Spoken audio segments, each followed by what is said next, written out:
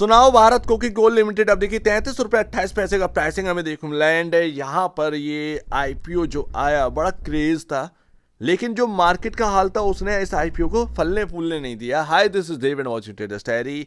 IPO की listing के बाद भी एक अच्छा खासा रिटर्न बन सकता था, लेकिन मार्केट का हाल कुछ ऐसा था कि बायर जो है वो दूर दूर तक दिखाई नहीं। एंड उसके बाद अगर आप देखेंगे तो लगातार गिरावट जो है वो स्टॉक के अंदर होती चली जा रही है जब से Q3 के नंबर्स हमने देखे हैं, बिकॉज ऑफ कंपनी एक लॉस रिपोर्ट करा है। एंड अभी अगर आप देखेंगे तो कई सारे रेजिस्टेंस भी बन गए हैं इस स्टॉक के अंदर। तो अभी जो एक मूव क्रिएट होना था because of number of shares बहुत कम है, डिमांड एंड सप्लाई का गेम यहां पर चल सकता था।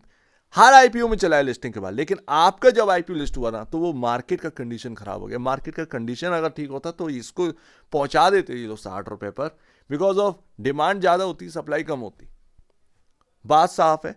बट अभी क्या करना है, देखिए अभी है क्या है कि क्या बहुत महंगी कंपनी है भारत कुकिंग कोल? नहीं, ऐसा नहीं है। बट एक लॉस पोस्ट जो करे जा रहे हैं ना, वो मार्केट को अच्छा नहीं लग रहा है, वो मार्केट को अच्छा नहीं लग रहा है। तो अभी आप देखोगे स्टॉक टूट टूट कर जिस तरीके से एक गिरावट हुई है, 25.75 का आरएसआई ओवरसोल्ड जोन में हम आ चुके हैं। ओवरसोल्ड जोन में हम आ चुके हैं, तो ये काफी ओवरसोल्ड हो चुका है स्टॉक। बिकवाली जो है काफी ज्यादा हो चुकी है। बट अभी अगर आप देखेंगे तो एक फंडामेंटल बेसिस पर जो लगातार पोस्ट करे जा रहे हैं नंबर्स, वो एक लॉस है। एंड मार्केट लॉस को तवज्जो नहीं देता, चाहे आप 33 रुपए वाले बने रहो, चाहे फिर आप 330 वाले, 3030 वाले। ये साफ हमको देखने को मिलता है। मार्केट लॉस को बर्दाश्त नहीं करता। लेकिन भारत कुकिंग कोल कोई बहुत हैवी वैल्यूएशन वाली कंपनी नहीं है, तो ये भी ध्यान रखें कि बहुत महंगी चल रही हो उसकी वजह से ये सारा चीज़ें ना, ये सारी चीज़ें नहीं है। अगर आप देखेंगे तो 2.41 time price to book value पर ट्रेड करा है एंड 12.50 का पी रेशियो है 21.95 के अगेंस्ट। तो अभी पी रेशियो के हिसाब से कोई ज़्यादा महंगा नहीं है। प्राइस टू बुक वैल्यू के हिसाब से देखेंगे तो यहाँ पर हल्का सा आपको थोड़ा सा एक वैल्यूएशन वाइज महंगा देखने को मिलेगा। यस, ये तो है। लेकिन आप देखेंगे कि एक पीएसयू है तो इतना खराब नहीं है। लंबे टाइम तक एक लॉस मेकिंग कंपनी मेरे ख्याल से रहना नहीं चाहिए, लेकिन लॉस जो पोस्ट करे हैं ना, उसने सेंटीमेंट बिगाड़ दिया था, बस और कुछ नहीं है। बाकी मार्केट कैप 15,508 करोड़ है, कोई इतना हैवी मार्केट कैप नहीं है कि आपको सोचना पड़े। 15,000 करोड़ के आसपास का मार्केट कैप है, इतना तो चलता है। एक पीएसयू को इतना तो चलेगा।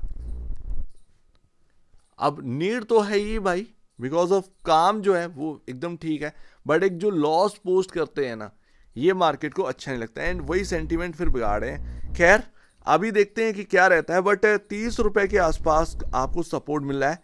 30 रुपये आपको जो है एक इंपॉर्टेंट लेवल मान के चलना है। 30 रुपये 29 रुपये ये आपको चलना है। एंड ऊपरी में अगर आप देखेंगे 35 36 का प्राइस जो है वो अगर आप निकालते हुए देखने को मिले इस स्टॉक को, तो कहीं ना कहीं अगर इसके ऊपर क्लोजिंग मिल जाती है तो एक रेजिस्टेंस जो है वो ब्रेक हो जाएगा, वो ब्रेक हो जाएगा। एंड अगर एक रेजिस्टेंस ब्रेक हो गया देन एक कहीं ना कहीं तेजी जो है, सरप्राइज तेजी जो है वो इस स्टॉक के अंदर देखने को मिल सकती है। तो पॉसिबिलिटी यही है।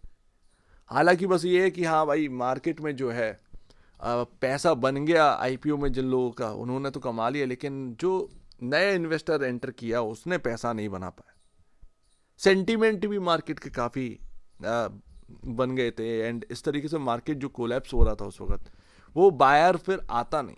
प्रॉब्लम यही हो जाती है। सो लेट्स सी, देखते हैं अभी क्या रहता है। बट आपको यहाँ पर ध्यान देना है 35-36 का एक रेजिस्टेंस है। अगर हम उसके ऊपर क्लोजिंग दे जाते हैं तो शायद एक रिकवरी हमें जो है वो देखने को मिल सकती है। अदरवाइज फंडामेंटल बेसिस पर ठीक ठाक वैल्यू पर है, लेकिन यहां से रिटर्न बनना फंडामेंटल बेसिस पर तो वो आसान नहीं है। Price to book value 2.41 time है। एंड यहां पर आप देखोगे तो वो एक लॉस मेकिंग कंपनी के तौर पर अभी देखी जा रही है। तो दोनों ही चीजें यहां पर आ जाती हैं। सो उम्मीद है काफी कुछ आपको समझ में आया होगा। जो एक टाइम था कि हाँ भाई लग रहा था 60 रुपये हो जाएगा, वो एक टाइम कहीं ना कहीं निकल चुका है, बायर उस वक्त काम नहीं कर पाया एंड एक लंबा वक्त भी हो गया एंड उसमें लॉस भी पोस्ट हो चुका है। तो एक सेंटीमेंट जो है वो उसमें गिरावट आ चुकी है। एक जो लग रहा था कि 40 वाला 44 वाला 60 की तरफ भी चला जाएगा, उसमें बहुत एक ठंडापन आ चुका है। लेकिन अगर ये 36-35 का प्राइस के ऊपर क्लोजिंग दे रहा है तो इस पर ध्यान रखिएगा। सो उम्मीद है काफ़ी कुछ आपको समझ में आया होगा। एक बार इससे पहले आप बेचें, पहले अपने ब्रोकर एडवाइस से जो सलाह लीजिएगा। खुद की स्टडी रहेगा, उससे बेहतर कुछ भी नहीं है। खुद की स्टडी मस्ट है तो अब दीजिए मजा, बड़ी देखेंगे। बहुत धन्यवाद दोस्तों।